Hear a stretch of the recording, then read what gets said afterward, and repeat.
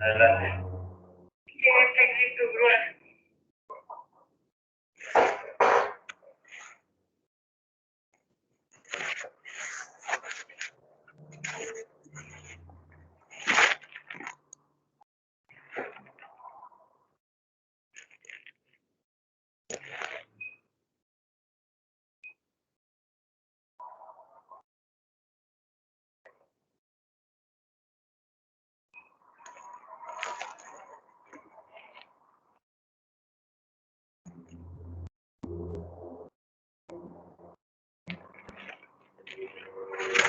Ok, bueno, pues mientras siguen registrando su asistencia algunos compañeros, vamos a comenzar con este tema que también es bastante amplio porque entre las enfermedades del aparato gastrointestinal, las enfermedades digestivas, bueno, tenemos un sinnúmero de cuadros clínicos e incluso solamente de algunos síntomas que, bueno, por su afección en el tramo que conforma el tubo digestivo, pues nos pueden causar una serie de malestares que algunos de ellos son tratados con algún manejo farmacológico, pero algunos otros pues sí requieren algún tipo de producto más especializado, ¿no?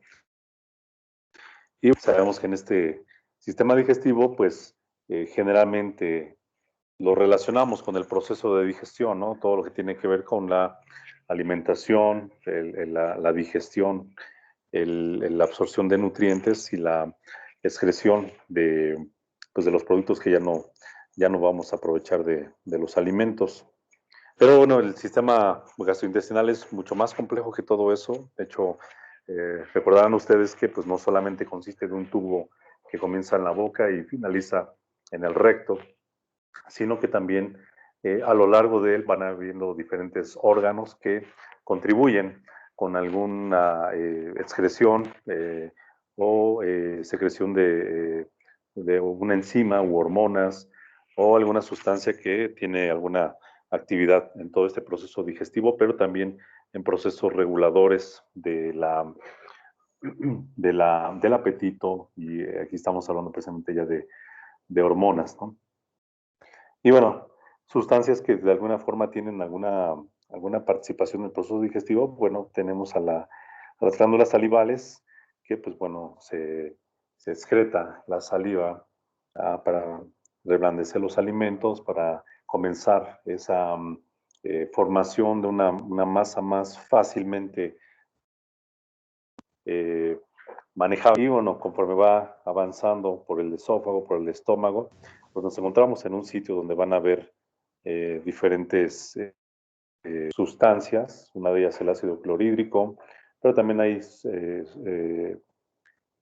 sustancias como la gastrina, como pepsina, hay moco, que este moco pues tiene el propósito de proteger la mucosa gástrica de la presencia de ácido clorhídrico, y vaya que es un ácido bastante intenso, su grado de corrosión es muy alto, ¿no? Pero también el estómago pues se protege secretando este moco para poder amortiguar un poco el efecto del ácido. Aparte de que las células de la mucosa del estómago continuamente se están multiplicando en una velocidad muy acelerada, más que el resto de células en el cuerpo quizá, para evitar precisamente que la acidez pueda ir dañando alguna superficie más profunda del estómago. Y bueno, el día de hoy vamos a conocer cuáles son estos diferentes grupos terapéuticos que conforman la farmacoterapia de las enfermedades gastrointestinales, y vamos a describir precisamente los aspectos farmacológicos de estos medicamentos que son usados para para enfermedades gastrointestinales y, bueno, cuál es el perfil de seguridad que hay de cada uno de ellos. Vamos a comenzar por los antisecretores y los antiácidos.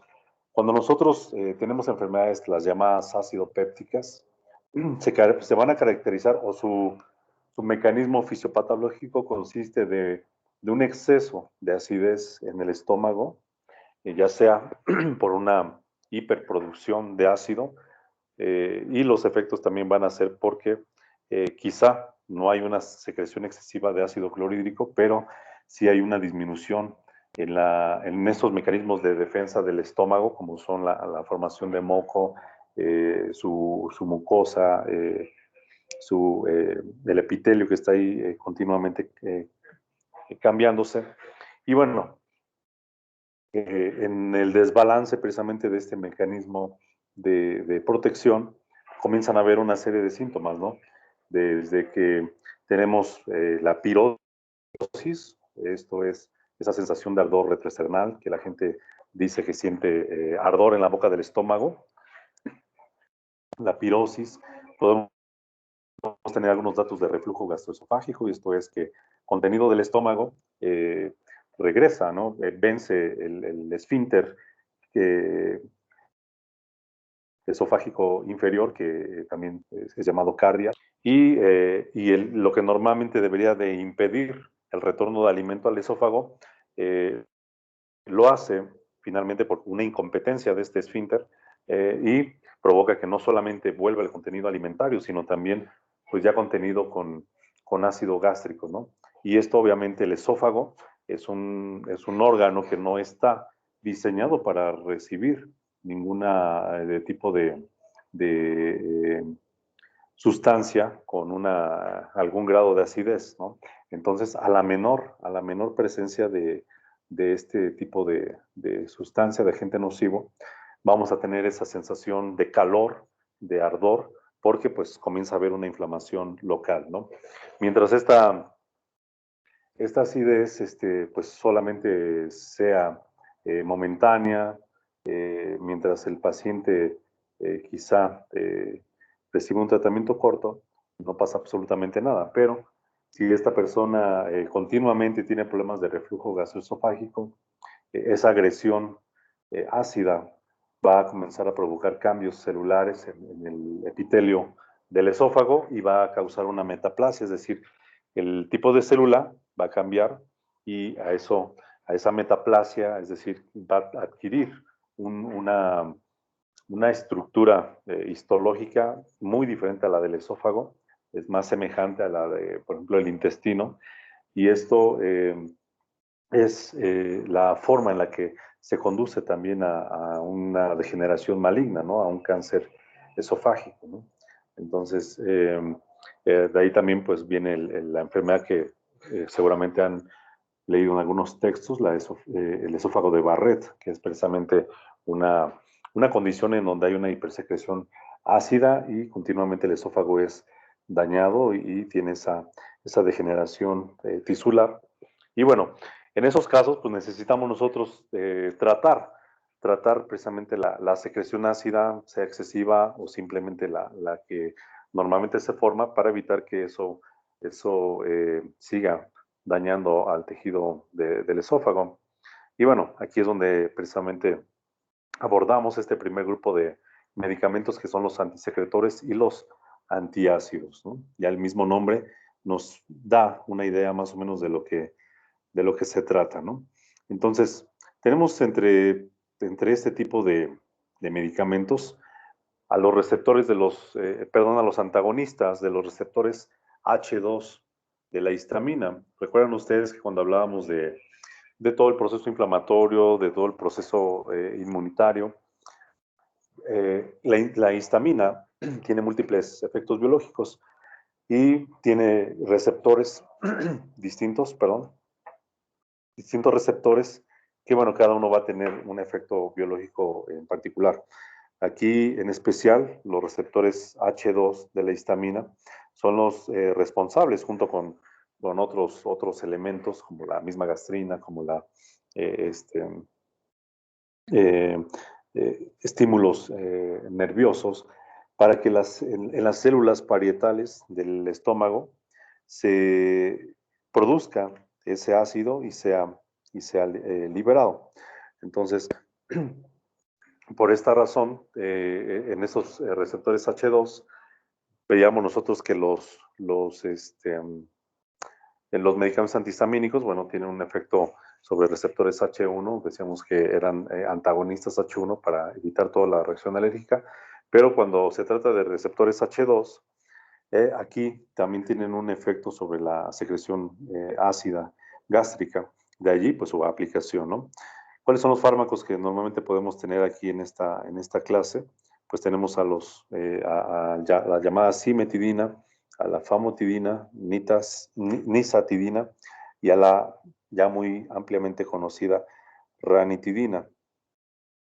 Esos medicamentos, bueno, pues les digo, son antagonistas de receptores H2, van a suprimir la cantidad de ácido, no completamente, pero sí en cierto grado, que nos va a permitir que la mucosa gástrica se pueda regenerar, se pueda restaurar y de esta manera los síntomas asociados, pues bueno, vayan pasando uno a otro, ¿no?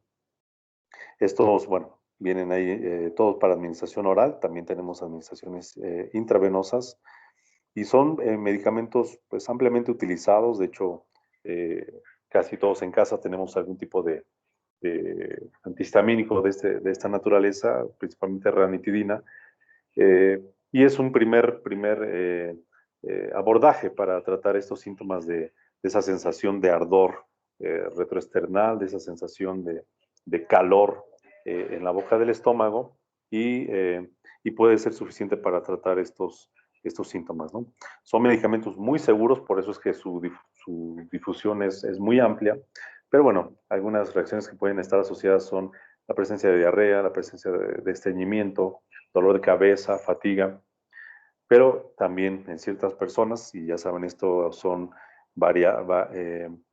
obedece a la variabilidad individual en aspectos farmacocinéticos, farmacodinámicos, pues puede causarse una hepatitis, ¿no?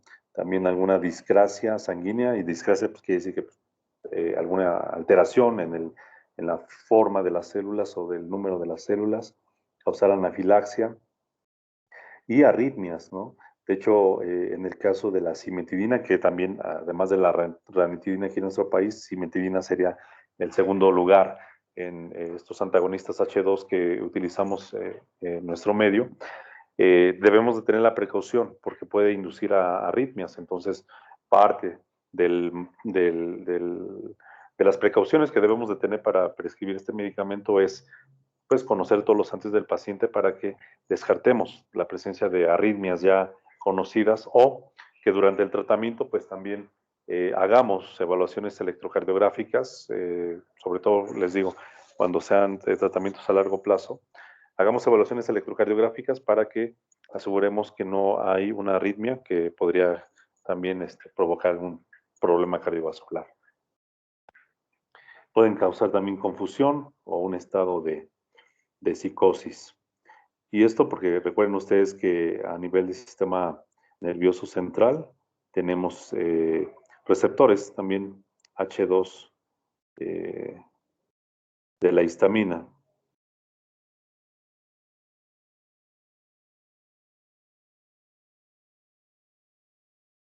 Hay otro grupo de antisecretores, son mucho más potentes que la ranitidina, que la cimetidina, que en general los antagonistas de receptores H2, que son los llamados inhibidores de la bomba de protones.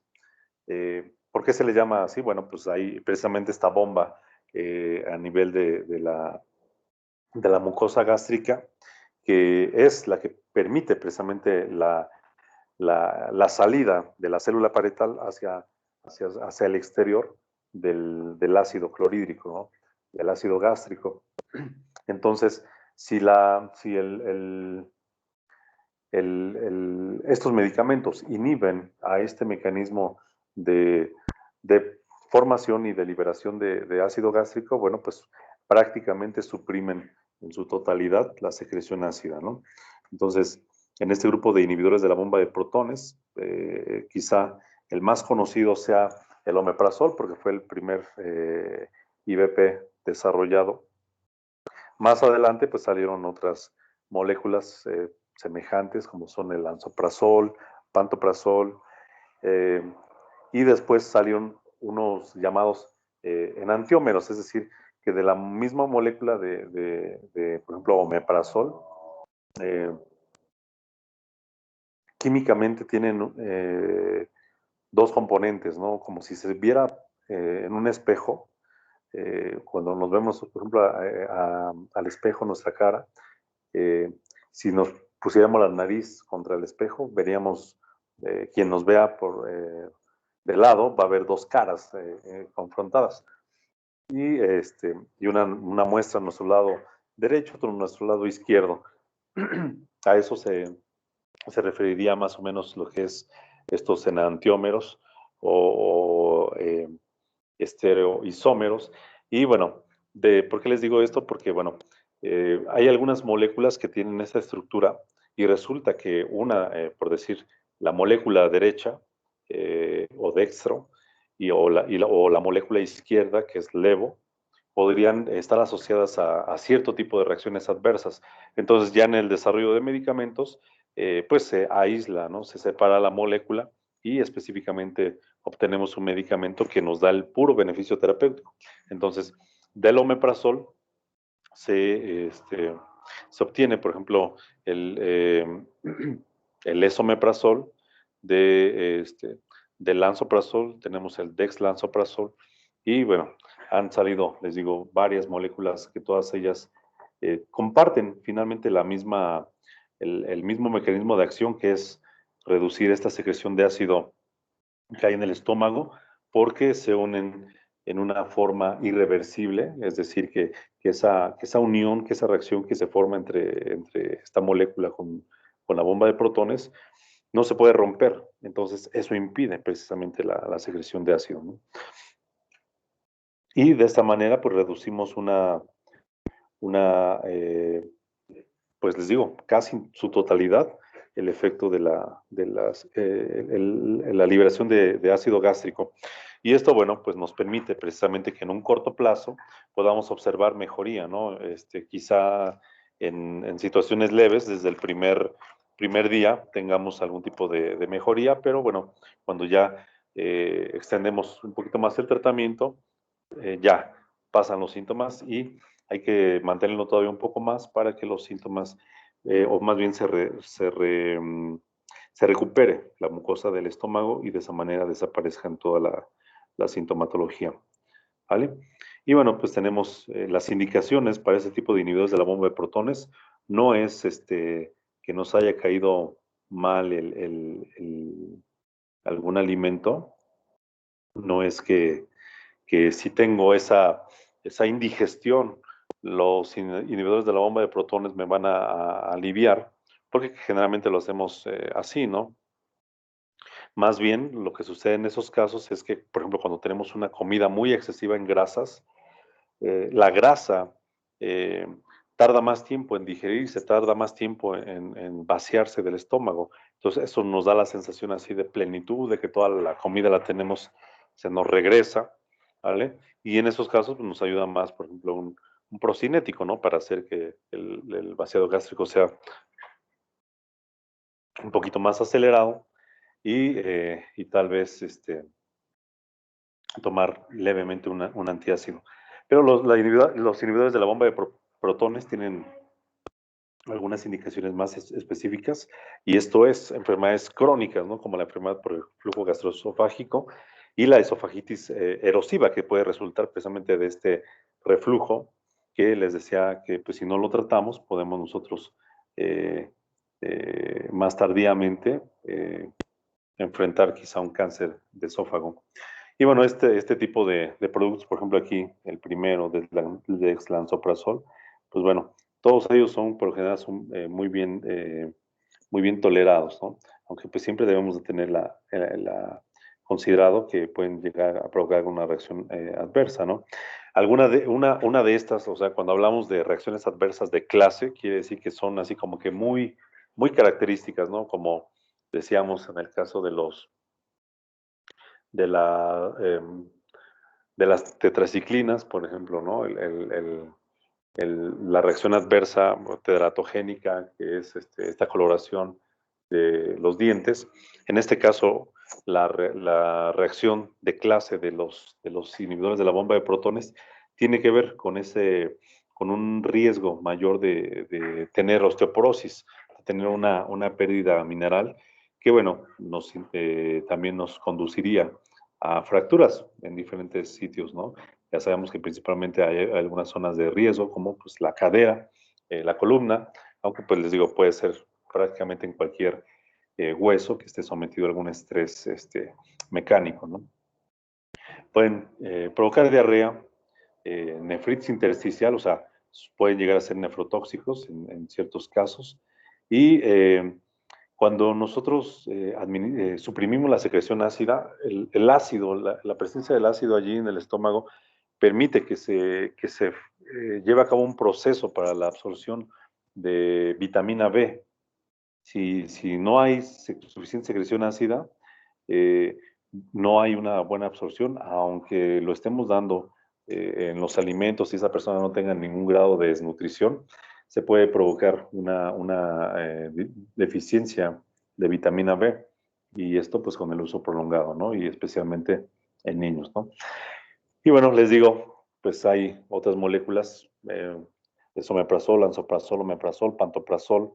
Las indicaciones son básicamente las mismas, o sea, incluyen la esofagitis erosiva, pero bueno, también ya sabemos que esta secreción de ácido también induce la formación de úlceras pépticas, que pueden ser úlceras gástricas, úlceras en el duodeno. Si ustedes recuerdan, el duodeno es la parte más proximal del intestino delgado, es decir, del cuerpo del estómago.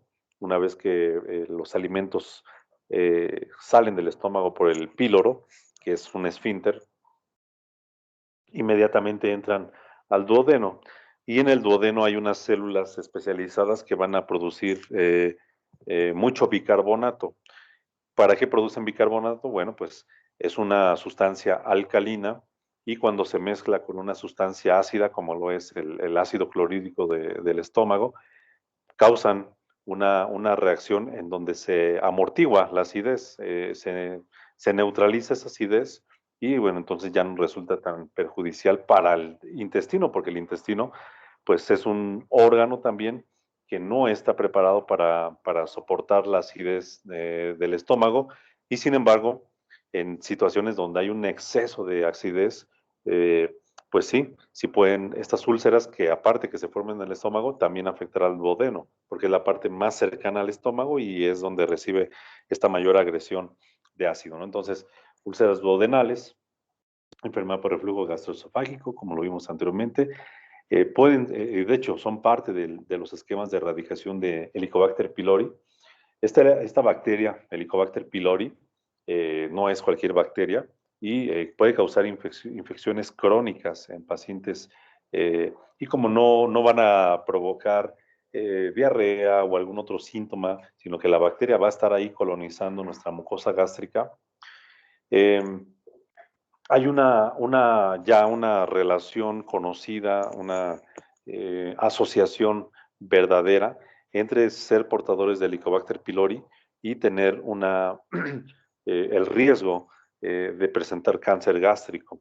Entonces, personas que continuamente tienen síntomas de esta dispepsia, de esta hiperacidez, quienes tienen gastritis crónicas, quienes tienen úlceras, y que a pesar de los tratamientos, por muy prolongados y efectivos que sean, más bien me refiero a lo mejor hasta combinados para aumentar la eficacia del tratamiento, y con todo y ello, la enfermedad permanece rebelde, hay que hacer estudios de laboratorio para tratar de identificar Helicobacter pylori. ¿Qué estudios tenemos? Bueno, pues hay pruebas en aliento para detectar una, eh, un, una, mm, un gas que se despide por nuestra boca, que proviene desde el estómago, porque esta bacteria produce una enzima que permite que se forme este tipo de gas. Y la otra opción también es hacer una endoscopía, en donde, pues bueno, se va a poder diagnosticar una gastritis, si hay presencia de úlceras, sus características, y en una endoscopía siempre se va a hacer una toma de biopsia de esas zonas que están ulceradas o de esa mucosa inflamada del estómago, y se envía esto a patología, se hace observación al microscopio y se puede poner en evidencia la presencia de Helicobacter pylori. Cuando se diagnostica, hay que dar un tratamiento de erradicación, que es un tratamiento combinado, a ver si ahorita lo vemos un poco más adelante, que va a incluir, entre otros productos, al omeprazol, pero puede contener también amoxicilina, puede contener subsalicilato de bismuto y algún otro tipo de antibiótico, por ejemplo, como las tetraciclinas, para que todo este tratamiento conjunto y por un tiempo suficiente se erradica completamente esta bacteria y de esta manera pues reducimos este riesgo de cáncer gástrico. Las reacciones adversas con este tipo de IVPs, pues son prácticamente las mismas que las anteriores, ¿no? O sea, son bien tolerados, pero bueno, son medicamentos, muchos de ellos, o todos ellos más bien, aquí en México las podemos conseguir sin receta y debemos también considerar otra vez, ¿no? El riesgo de fracturas en pacientes pues, que son susceptibles, ¿no? Que son vulnerables. Pacientes que ya tienen antecedentes de osteoporosis u osteopenia, hay que tener mayor cuidado con el uso de estos medicamentos. ¿Vale? Nuevamente diarrea, nefritis intersticial, otra vez deficiencia de la absorción de vitamina B12 y en algunos estudios se pudieron eh, como que poner en evidencia que el uso de estos medicamentos estaba relacionado con el desarrollo de algunos tipos de cánceres, ¿no? Tanto que, bueno, precisamente por esa razón se emitió una alerta y estos medicamentos pues, no se deben de utilizar de manera prolongada, ¿no? Porque sabemos que hay gente que toma ranitidina todos los días, ¿no? Todos los días, para sentirse bien después de tomar los alimentos, y hay quienes dicen, bueno, pues ya la ranitidina no me hace, entonces me tomo omeprazol, y como se vende como un medicamento de OTC, o sea, de venta libre, pues lo tienen al alcance, y bueno, este riesgo existe, ¿no? No está todavía perfectamente confirmado, pero en modelos animales se ha observado esta situación, ¿no? Y bueno, el síndrome de Solinger-Ellison, que es precisamente también una enfermedad crónica. Y les digo, básicamente las indicaciones y reacciones adversas de estos IVPs son las mismas, ¿no?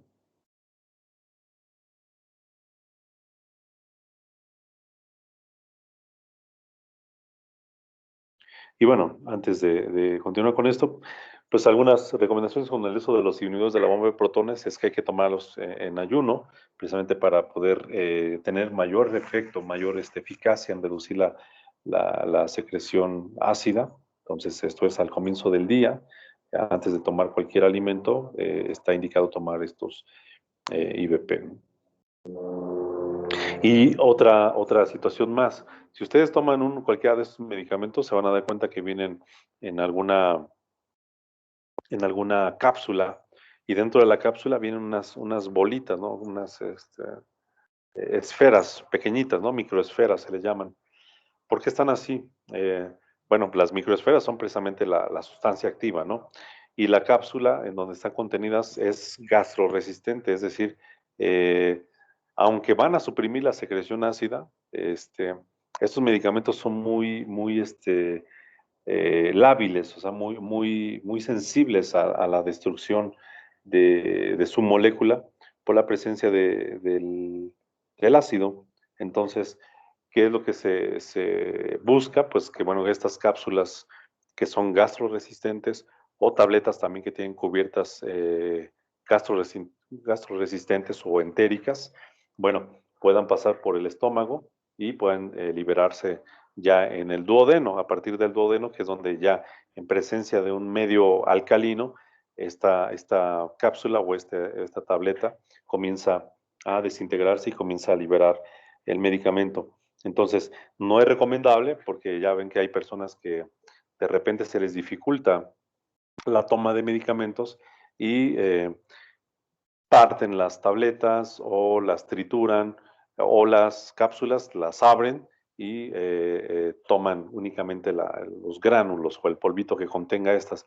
Eso es una práctica incorrecta, una práctica que puede representar pues en fallas terapéuticas o que se presente algún tipo de absorción no controlada. Por ejemplo, cuando se trata de tabletas de liberación modificada, pues está completamente contraindicada la trituración o la masticación porque lo que debería de liberarse de manera prolongada sobre el tiempo, sobre las horas, lo va a hacer inmediatamente y podemos tener datos de una sobredosificación. Y en el caso, por ejemplo, como estas IBPs, simplemente la molécula, una vez que llega al estómago, se va a inactivar y no vamos a tener ningún efecto terapéutico. Entonces, eso es algo que siempre hay que indicar a nuestros pacientes. Y bueno, también pues esto, pues si el paciente tiene algún problema de ulceración, etcétera, pues hay que estar vigilando también la presencia de sangrado de tubo digestivo, porque pues bueno, aquí ya estaríamos quizá enfrentando una úlcera perforada y esto también es una situación muy riesgosa. Y bueno, en menor grado, digamos, ya son finalmente también tienen un propósito de enfrentar a la acidez, por eso se llaman antiácidos. También son medicamentos muy comunes, los encontramos en tabletas para ingestión, en tabletas masticables, los encontramos en geles o suspensiones. Eh, Hay los famosos sobrecitos de Riopan, que pues uno los abre y pues, como si fuera un postrecito, nos lo bebemos ahí directamente del sobre. Eh, estos antiácidos, ¿qué contienen? Bueno, pues hay diferentes sales, pero todas ellas van a estar formuladas, por ejemplo, unas, ¿no? El bicarbonato sódico, el carbonato de calcio, el hidróxido de aluminio, el hidróxido de magnesio, el magaldrato que es una forma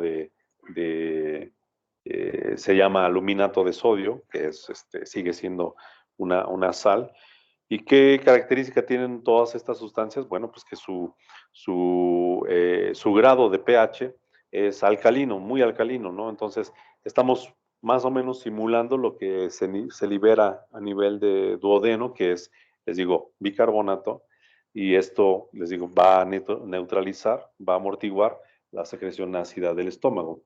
Obviamente no van a ser tan efectivos como un fármaco que directamente inhibe a la célula parietal para liberar el ácido, como los antagonistas H2 o como los inhibidores de bomba de protones, pero tienen su utilidad, tienen su valor clínico, sobre todo en procesos más leves de esta enfermedad y también en aquellos casos en donde se requiere un tratamiento combinado para reducir algunos síntomas que no remiten tan fácilmente, ¿no?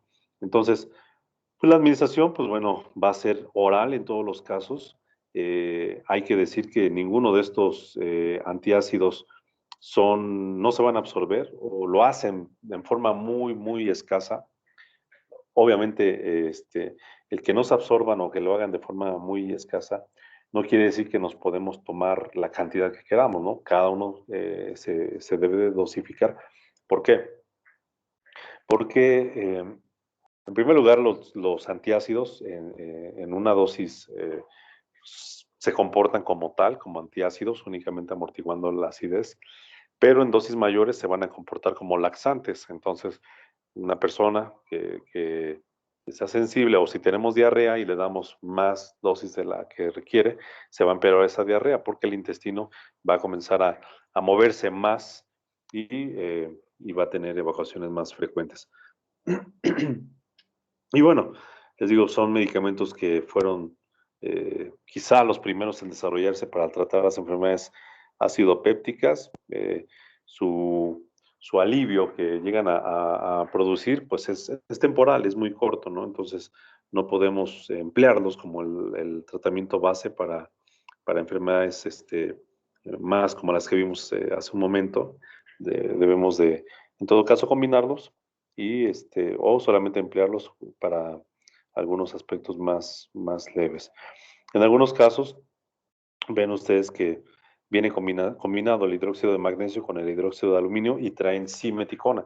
La simeticona, bueno, pues una sustancia que se les conoce como antiflatulentos o surfactantes, y esto quiere decir que, pues a nivel de nuestro intestino, eh, rompe, por decirlo de alguna manera, pues algunas burbujas que se forman allí, que mantienen y atrapan el gas.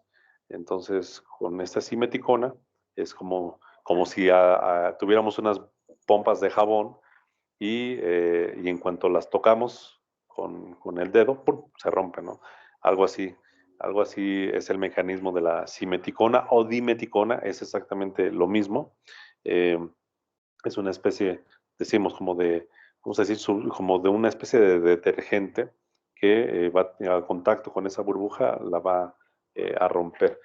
Y de esta manera, pues podemos facilitar la expulsión de los gases, ¿no? Y bueno, este hidróxido de magnesio y aluminio, pues es lo que nosotros conocemos como el Melox, ¿no? Y les digo que puede estar en formulaciones de tabletas o suspensiones. Y les digo, muchas personas lo toman así directamente de la botella sin dosificar, pero sí puede tener sus consecuencias el abuso, ¿no? ¿Cuáles? Bueno, pues tenemos, por ejemplo, para el caso del bicarbonato de sodio, eh, nos puede provocar distensión abdominal, mucho eructo y flatulencia, ¿no?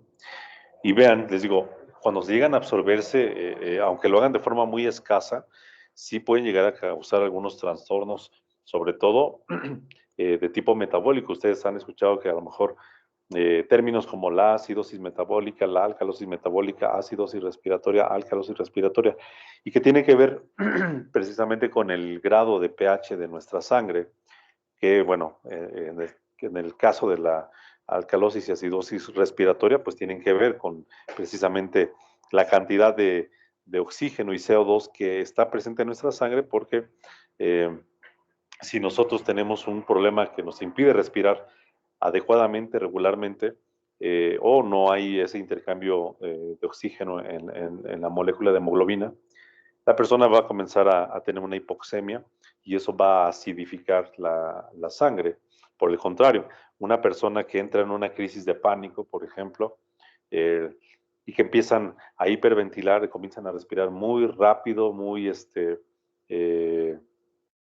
pues sí, rápidamente, ¿no? Y a lo mejor hasta jalan a bocanadas el aire, la cantidad de oxígeno que va a estar presente en la sangre va a ser mucho mayor y eso va a provocar un estado de alcalosis respiratoria. Pero hablando aquí ahorita, por ejemplo, de los antiácidos, lo que podríamos inducir sería una alcalosis metabólica. ¿Por qué? Porque por la presencia de estas sustancias que son alcalinas, el pH de la sangre se va a reducir y eso produce trastornos eh, en diferentes sistemas musculares, el sistema nervioso, eh, bueno, principalmente sobre esos tejidos, ¿no? Que son efectores.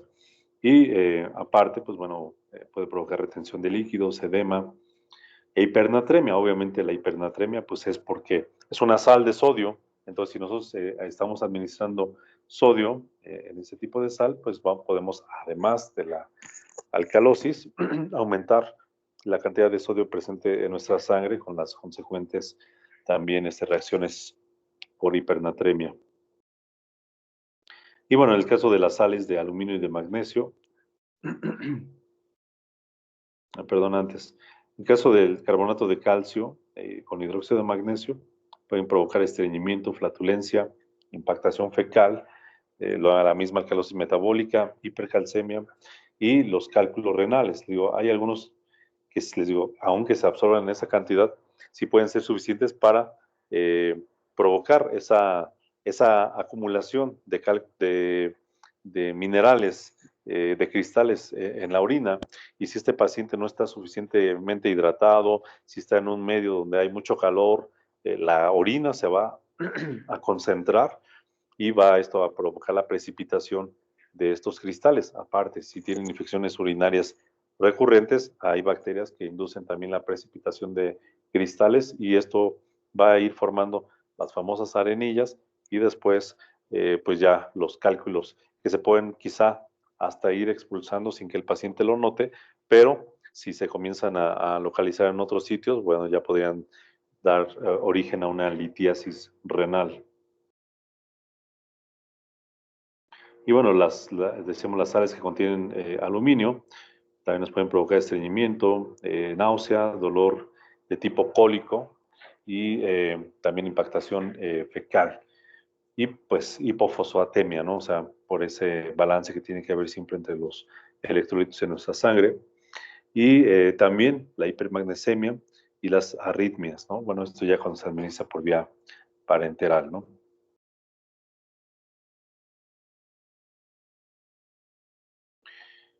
Y bueno, pues básicamente eso con el tratamiento antisecretor, tenemos, decíamos, por un lado, los antiácidos, que sería el mecanismo más elemental, es amortiguar la acidez del estómago. En el caso de los antagonistas H2, como la ranitidina y la cimetidina, es unirse a ese receptor e impedir que se secrete ácido gástrico. Y en el caso de los inhibidores de la bomba de protones, es también bloquear el efecto de la bomba de protones para que no se forme ni se libere ácido, ¿no? Y en ese orden es su eficacia, ¿no? Desde lo más simple, los antiácidos, hasta tratamiento de enfermedades crónicas resultadas de esa hipersecreción, tendríamos a los IBPs. Y bueno, otro grupo terapéutico de estos medicamentos para uso en enfermedades gastrointestinales, pues tenemos a los laxantes.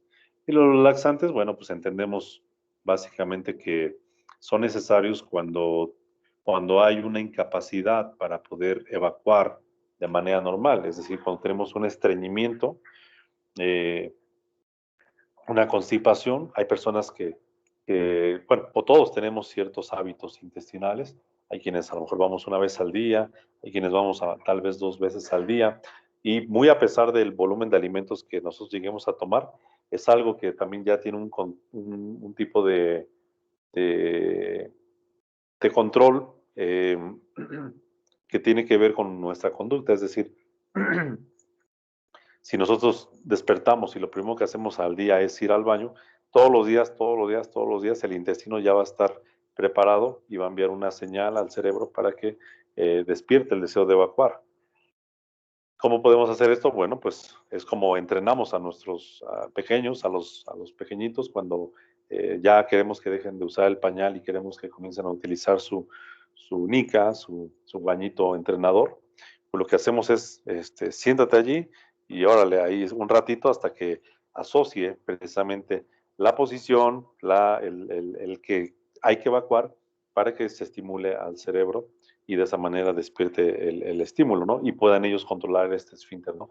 Pero bueno, en una situación patológica, el intestino puede, que continuamente tiene movimiento, puede tener una disminución de esa mecánica y esto, ¿qué va a provocar? Bueno, que la función principal del colon, del intestino grueso, es la absorción activa de agua, ¿no? Entonces, lo que llega allí, que es el quimo, o sea, los alimentos ya digeridos en un estado líquido, eh, y que ya después de haber pasado por todo el intestino delgado y con ello la absorción de nutrientes, bueno, lo siguiente es a nivel de intestino grueso, el colon, absorber la mayor cantidad de agua y esto va a provocar que pues, las heces se vayan compactando y que para cuando ya las evacuamos, ya vemos la consistencia y la forma característica que tienen estas, ¿no? Pero si por alguna enfermedad o estas conductas, porque a lo mejor también hay personas que dicen, es que si no es en mi casa, yo no voy al baño y eso solamente provoca estreñimiento. mujeres embarazadas pueden tener estreñimiento. Resultado de algunos medicamentos puede haber estreñimiento de manera secundaria.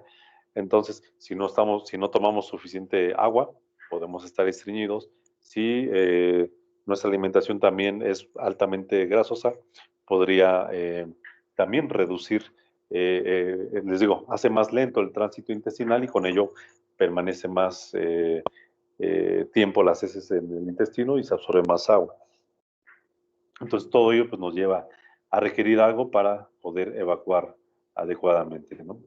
Entonces, ese es el fin de los laxantes. Tenemos diferentes clases. Hay algunos que son de acción luminal, es decir, que están dentro de la luz del intestino, es decir, dentro del interior del intestino. Y estos son, por ejemplo, coloides, hidrofílicos, agentes formadores de volumen como el salvado, el psyllium plantago, también muy conocido en nuestro medio. Agentes osmóticos, es decir, que la presencia de estas sales o azúcares que son inorgánicos, es decir, no se van a absorber, por lo cual pues no deberían elevar nuestra glucosa en la sangre o elevar ciertos elementos de electrolitos en la sangre porque nos absorben. Finalmente, estas tienen propiedades osmóticas. ¿Qué es el efecto o poder osmótico? Bueno, pues tiene que ver con la fuerza que estas sustancias, estas moléculas, tienen para atraer el agua. ¿Qué sucede? Cuando decimos que un típico ejemplo o experimento para la ósmosis es que ponemos dos compartimentos en un lado y están separados por una membrana que se dice semipermeable y resulta que de un lado tenemos agua y del otro lado ponemos un poco de agua y le agregamos una cucharada de sal, ¿no? El efecto que se va a conseguir es que la presencia de la sal, de ese soluto que está ahí disuelto en una alta concentración, va a provocar químicamente esa atracción del agua y va a llegar un momento en el que el nivel de entre los dos compartimentos separados van a estar iguales, ¿no? En cuestión de la, el nivel del agua, ¿no? O si la membrana lo permite, puede ser que el agua completamente se desplace de un compartimento al otro porque va a permanecer donde hay esa mayor fuerza de atracción. Entonces, lo que hacen estos agentes osmóticos, están en el intestino y lo que hacen en ese momento es que de las células del colon comienzan, ¿no?, a atraer con esa fuerza al agua, hacen que el intestino comience a secretar agua y esto pues le da una consistencia más blanda a las heces, ¿no? Un mayor contenido de agua para que puedan evacuarse sin tanta dificultad. Hay agentes suavizantes, son surfactantes, emolientes, que van a precisamente a reblandecer, ¿no? Como el aceite mineral, ¿no?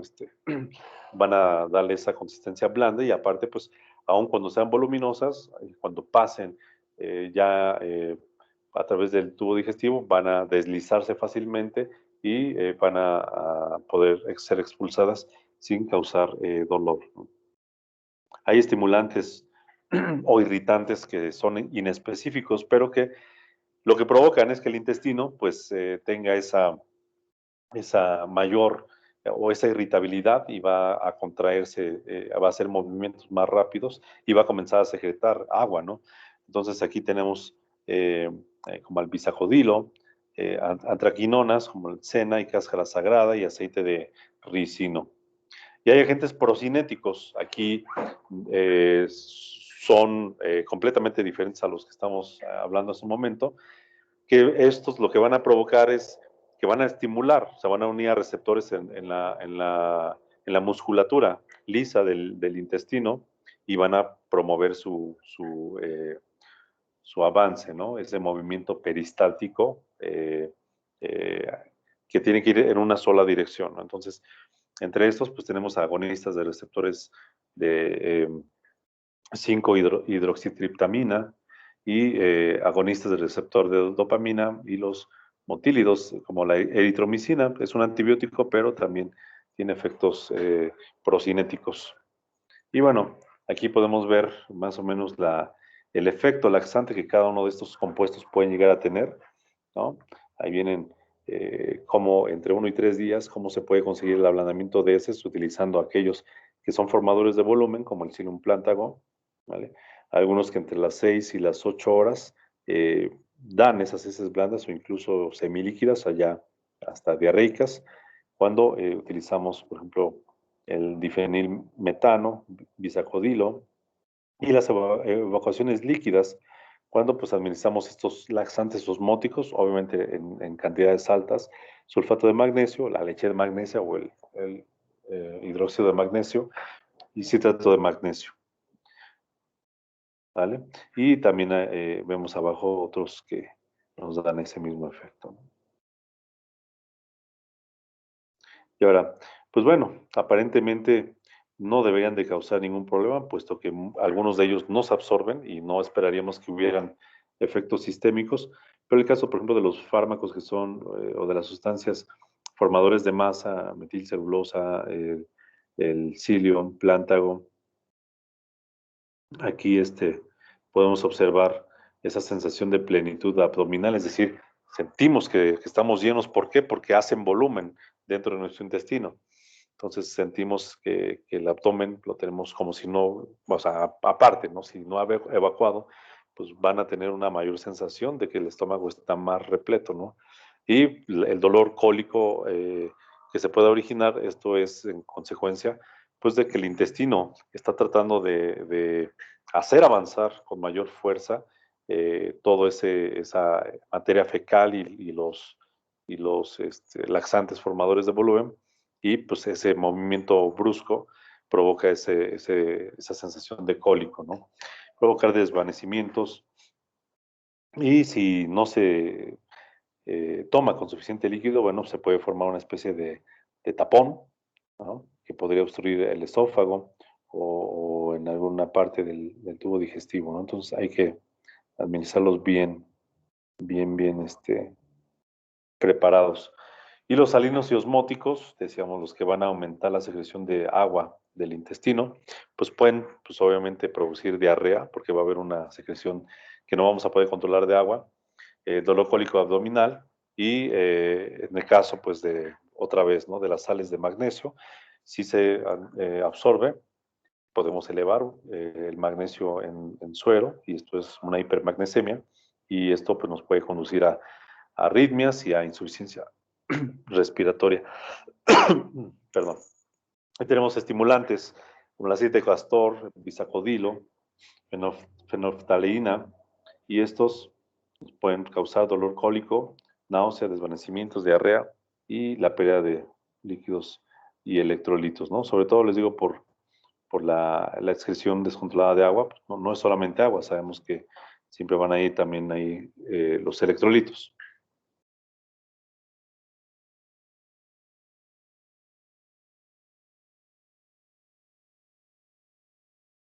Ok, a ver, creo que está diapositiva.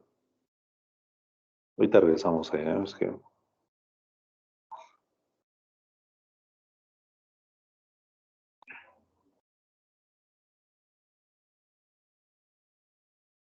vamos a hablar de los antidiarreicos.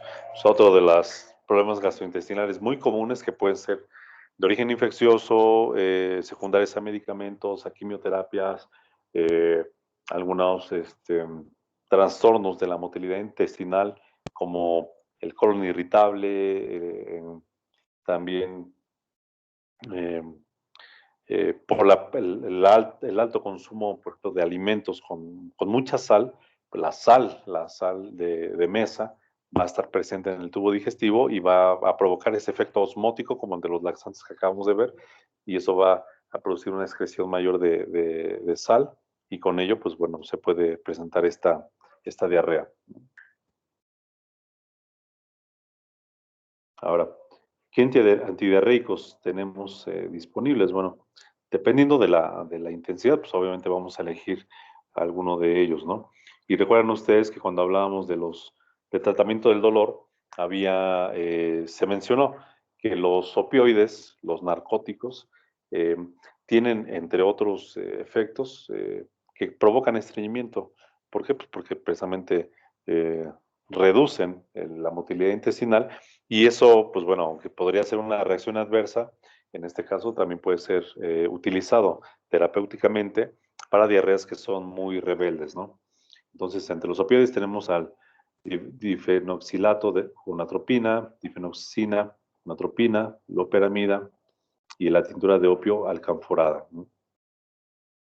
Ahora, ¿cuáles son las reacciones adversas que podemos nosotros experimentar? Bueno, pues tenemos somnolencia, inestabilidad, náusea, mareo, sequedad de boca, esto por efecto de la atropina. Recuerden que este tipo de sustancias causan efectos anticolinérgicos y ello va a provocar esa gerostomía, el estreñimiento. Pero lo más grave es que se produzca esto que leemos enseguida, que es el hilio paralítico con megacolon tóxico. ¿Qué es esto? Bueno, pues que tanto provocamos que el intestino deje de moverse que completamente queda paralizado, por eso paralítico. E hilio, pues se refiere al tubo digestivo, ¿no? Al intestino. Y el megacolon tóxico, bueno, pues es que como el intestino no está avanzando, pues, su contenido comienza a liberar algunas sustancias que van a provocar la disfunción del intestino y se puede llegar a provocar eh, pues hasta perforaciones intestinales, pero también eh, se va a permear la membrana de los enterocitos de las células que revisten al intestino y van a permitir la salida o la entrada de cualquier sustancia sin que haya un control. Y bueno, los opioides ya sabemos, ¿no? Que es típico de ellos la depresión respiratoria y la depresión del sistema nervioso central. Y aquí ya nada más como pequeño breviario cultural, hablando de los opioides, justamente anoche me llamaba un varón para pedirme una consulta a domicilio, pero pues ya preguntando más o menos el estado de su paciente, pues resulta que era una mujer con diabetes, con hipertensión, que tuvo un dolor de tipo, pues, musculoesquelético. La llevaron con un quiropráctico y pues, le dieron ahí algún tipo de terapia.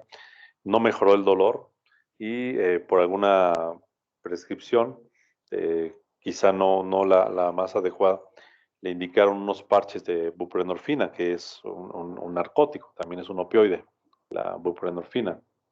Y le colocaron no el parche completo, sino que lo dividieron en 9 microparches o mini parches y le pusieron 6 de ellos en total.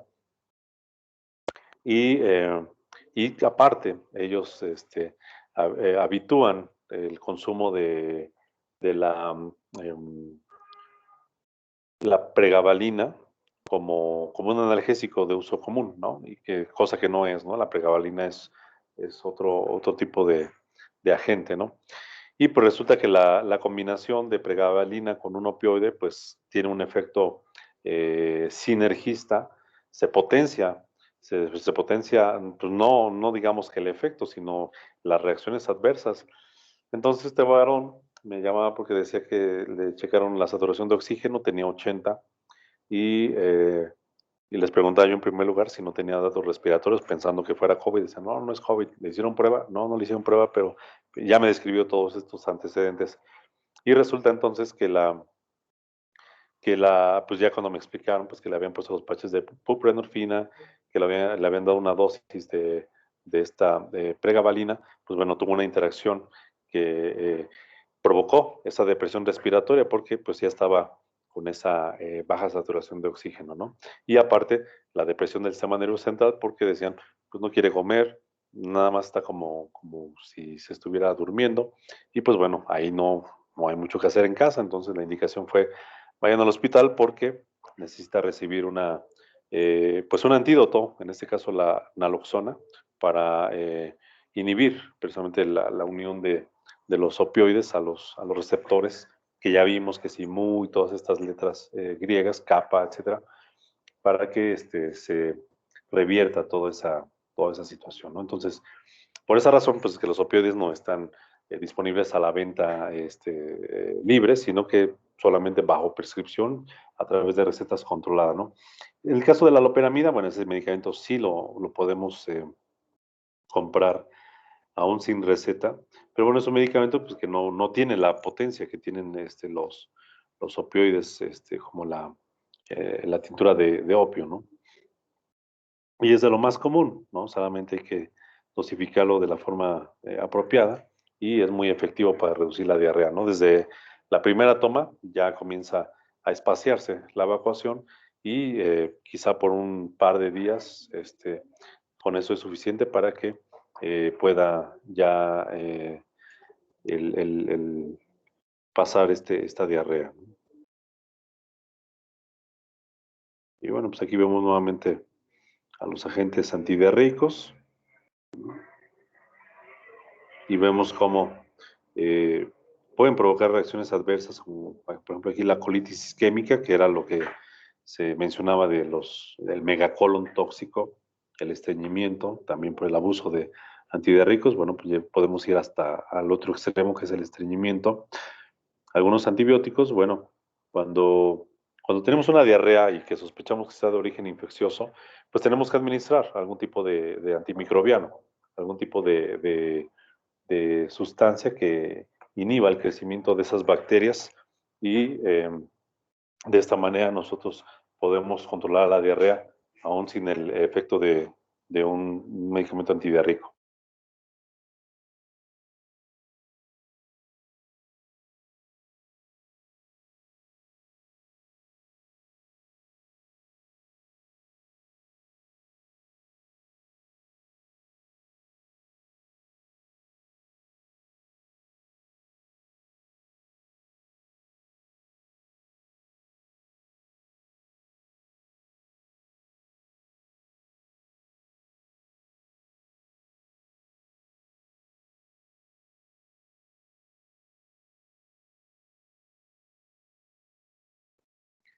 Sí. Denme un segundo, chicos, ¿eh? No tardo. Regreso con ustedes.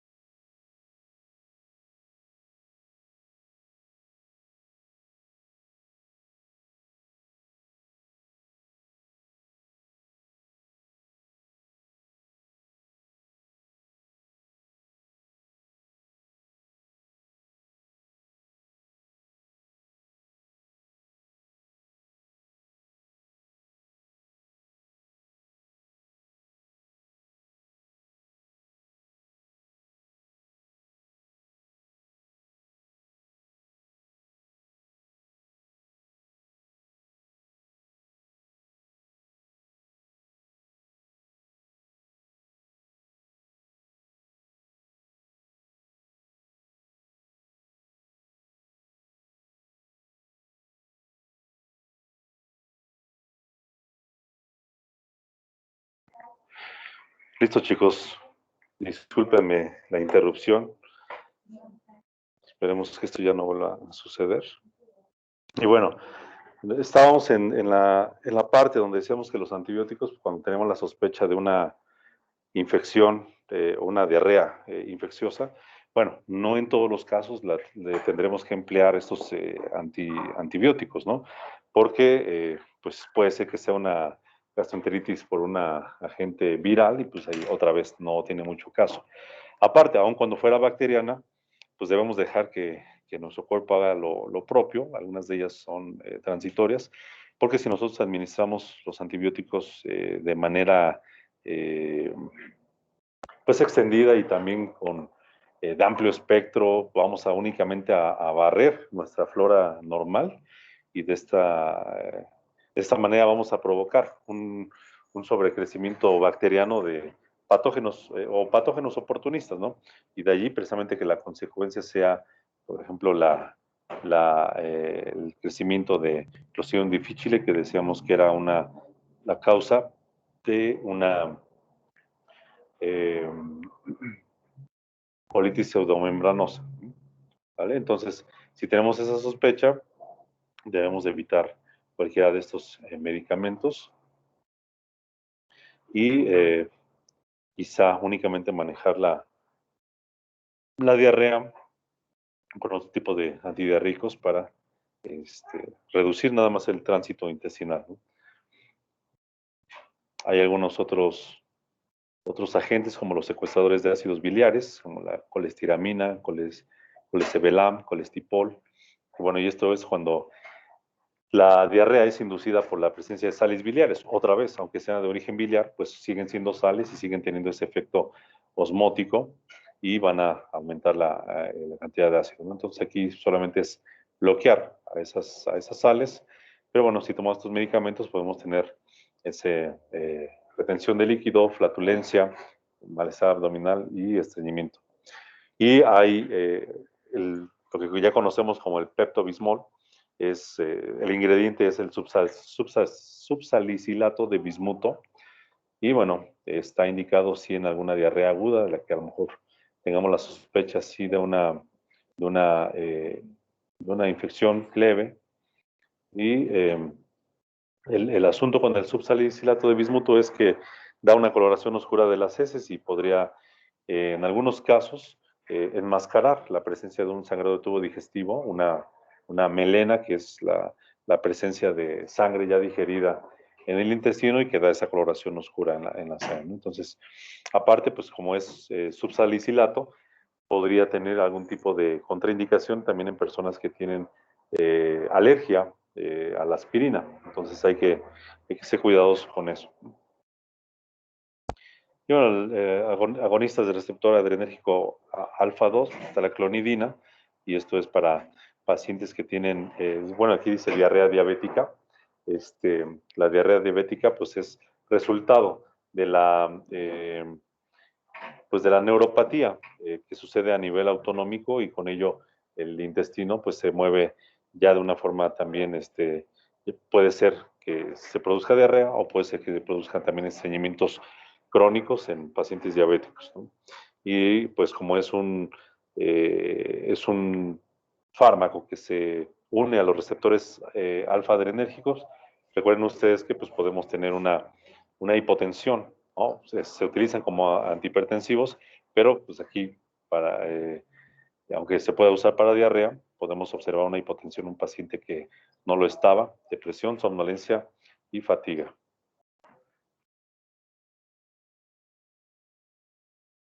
Y bueno, otros agentes más que nos pueden provocar todo esto. El caso por ejemplo, aquí es muy común tener al octrótido, ¿no?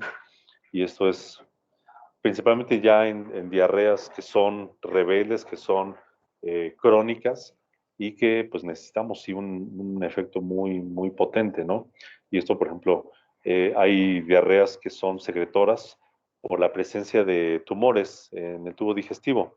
Hay tumores que se les dice que son neuroendocrinos, y esto quiere decir que van a liberar sustancias que son activas farmacológicamente hablando y pueden provocar estas diarreas. Ejemplos de esto, pues los cánceres, los tumores pancreáticos. Hay un tipo de tumor que es el bipoma, y el bipoma es porque crecen, la célula que comienza a tener ese crecimiento maligno, son unas que forman una sustancia llamada péptido intestinal vasoactivo, y esto causa muchas diarreas, ¿no? Entonces, en esos casos es que nos puede servir mucho el octreótido, es parte del tratamiento, de hecho, del cáncer de páncreas. Pero bueno, tiene reacciones adversas como puede ser la bradicardia sinusal, dolor de pecho, dolor en la cabeza, abdominal, náuseas y bueno, otra vez, paradójicamente, diarreas. Y tenemos un producto también muy bueno que es está en esta clase de los inhibidores de la encefalinasa y es el racecadotrilo o racecadotril, es lo mismo, suena a cocodrilo, pero no tiene nada que ver con esto, ¿no? Entonces el racecadotril, que el famoso Hidrasec, que se encuentra comercialmente disponible como medicamento de patente, está indicado para una diarrea aguda, es muy bueno, es muy eficaz para detener la diarrea y también es muy seguro, ¿no? Tanto que lo podemos utilizar en niños. Hay formulación en cápsulas, hay sobrecitos en polvo para que lo podamos administrar sin ninguna dificultad. ¿Sale?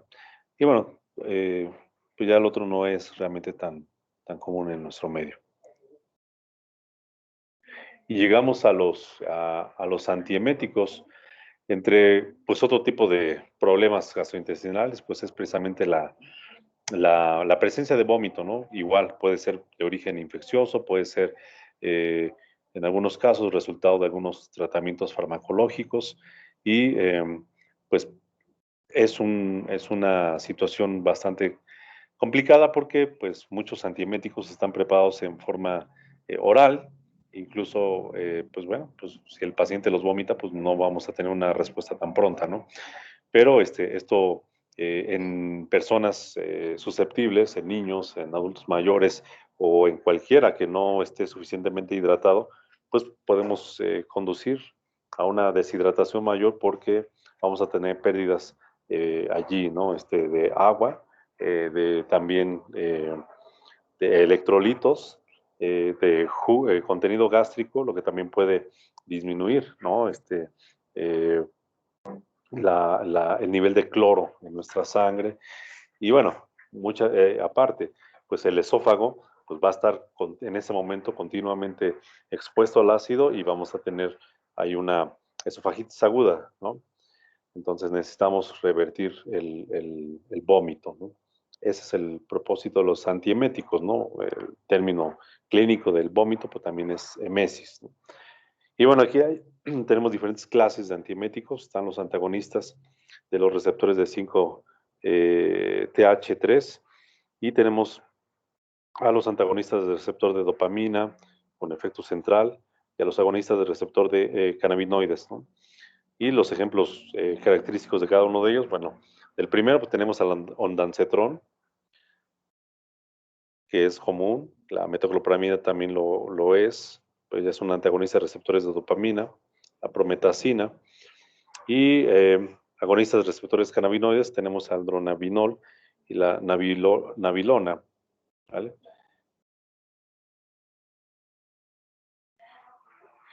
Hay otra clase que son los antagonistas receptores de la neurocinina, que tenemos aquí a la aprepitant,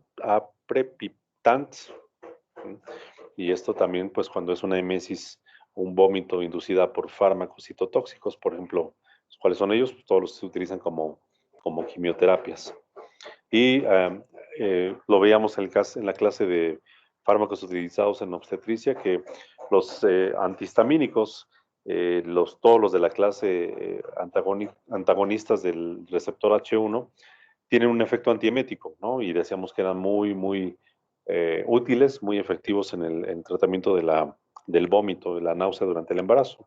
Aquí nos ponen un agente representativo que es la ciclicina, pero pues tenemos a la meclicina y algunos otros antihistamínicos más, ¿no? Como la misma cinaricina. Y antagonistas de receptores muscarínicos tenemos a la iosina, ¿no?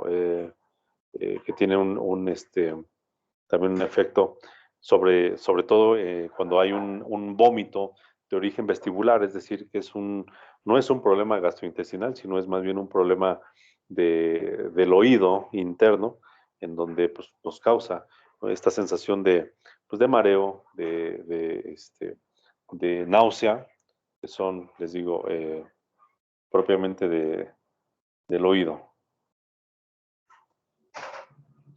Y bueno, les digo, una de las indicaciones terapéuticas de los antieméticos es la quimioterapia, ¿no? Pacientes que son sometidos a tratamientos con algunos fármacos en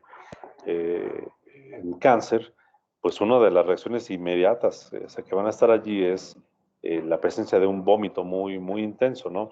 Tanto así que, pues bueno, durante su estancia para recibir esa sesión de quimioterapia, tienen que pues tener una preparación ya administrando estos antieméticos para que pues la náusea y el vómito resultantes pues sean muy leves, ¿no? O más tolerados por el paciente. Y bueno, pues en esta prequimioterapia o esta administración o preparación al tratamiento, bueno, utilizamos, por ejemplo, dexametasona. Veíamos también que se puede utilizar en vómito que es rebelde a los tratamientos de primera línea, en caso de mujeres con pacientes obstétricas, pero que, pues bueno, había sus contraindicaciones por el riesgo, ¿no?, de efectos en el paladar y en el labio, ¿no? La metoclopramida en combinación con difenhidramina, o sea, utilizamos por un lado a la metoclopramida y lo combinamos con un antihistamínico que es la difenhidramina, la procloperacina, que es un antihistamínico también, y en este caso lorazepam, que es una benzodiazepina. Y bueno, obviamente conforme vemos que ya el riesgo de vómito es mucho mayor o es más intenso, pues bueno, vamos haciendo combinaciones un poquito más complejas para poder reducir todo ese vómito.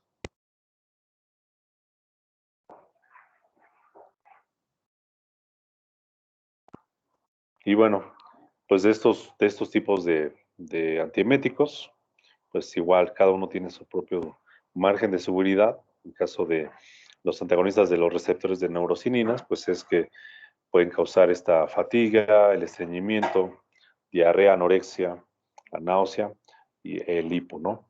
Pero pues bueno, siempre hay que estar pendientes del estado de hidratación del paciente porque podría agravar la deshidratación, provocar una neuropatía periférica y otra vez alteraciones en la celularidad de la sangre y neumonía.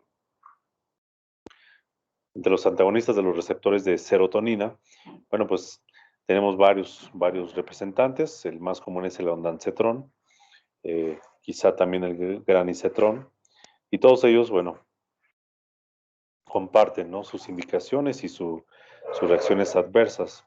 Tenemos a cefalea, mareo, la fatiga, el estreñimiento y a la diarrea, ¿no?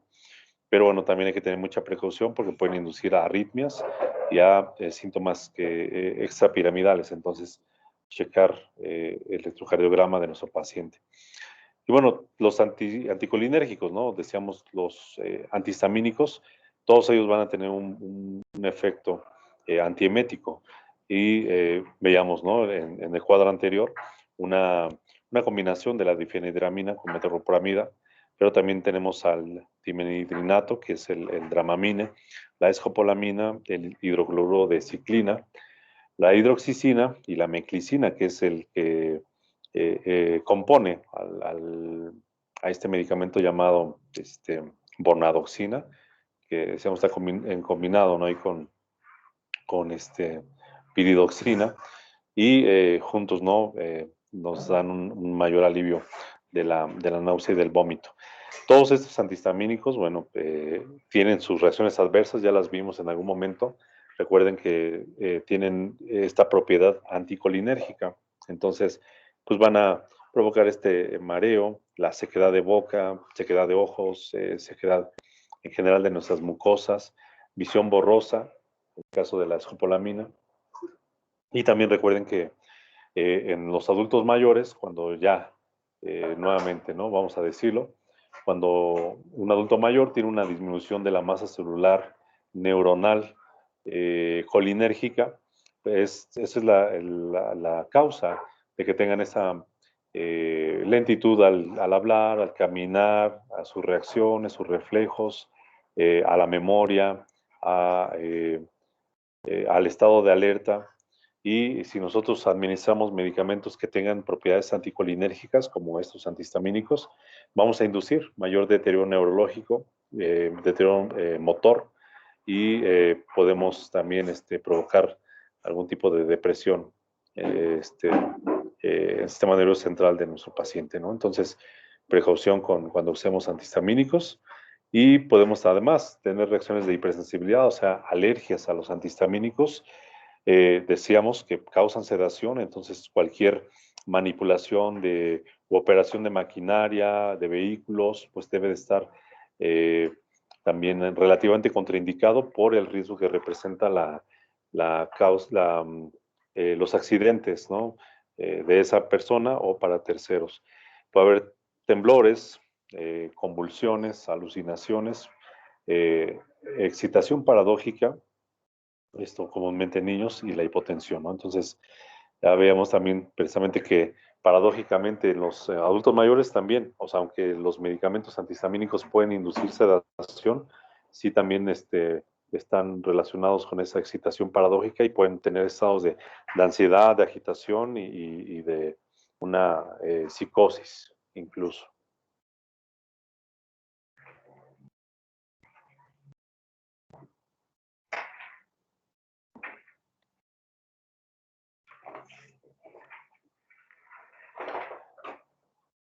Bueno, las benzodiazepinas también tienen su papel, ¿no? Vimos ahí en el esquema del tratamiento antiemético en pacientes en quimioterapia, pues son depresores del sistema nervioso central, inducen sedación, y esto de alguna manera también nos limita, ¿no? La presencia de la náusea. Obviamente no lo vamos a utilizar para un vómito en un niño ni un vómito en una persona que tenga una causa infecciosa, sino que lo vamos a utilizar solamente en casos en los que necesitamos un potente efecto antiemético, como lo es en pacientes con cáncer. Como toda benzodiazepina, bueno, tenemos como reacciones adversas, pues el mareo, la somnolencia, la ataxia, es decir, una marcha y eh, media incoordinada, fatiga y el balbuceo, ¿no? No podemos expresar adecuadamente las palabras porque pues como que se nos arrastra la lengua, ¿no?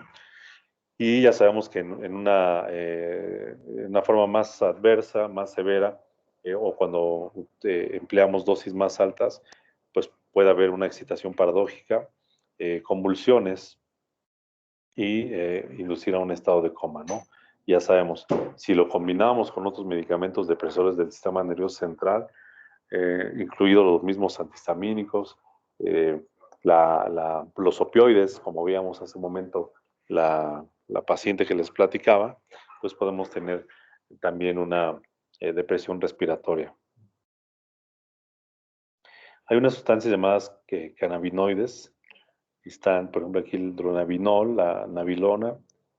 Estos también, pues bueno, van a ser empleados básicamente en la quimioterapia, y vamos a observar como reacciones adversas, mareo, somnolencia, un estado de euforia, confusión, ataxia, astenia, aumento de la alerta sensorial y paranoia, ¿no? Esto ya estamos hablando de un trastorno eh, más comprometido de nuestra conducta, de nuestra personalidad. ¿Mm? Hay una disminución de la coordinación motora, hipotensión.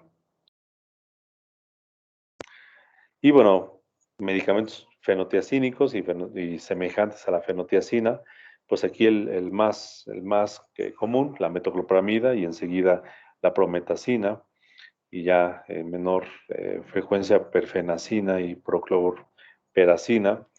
Pues este medicamento, por ejemplo, la metoclopramida, lo podemos administrar por vía oral, podemos administrar también por vía intravenosa o intramuscular y también nos va a causar algunos efectos anticolinérgicos como la geroftalmia, o sea, la sequedad de ojos, la visión borrosa, sequedad de boca, gerostomía, el estreñimiento, mareo y fotosensibilidad.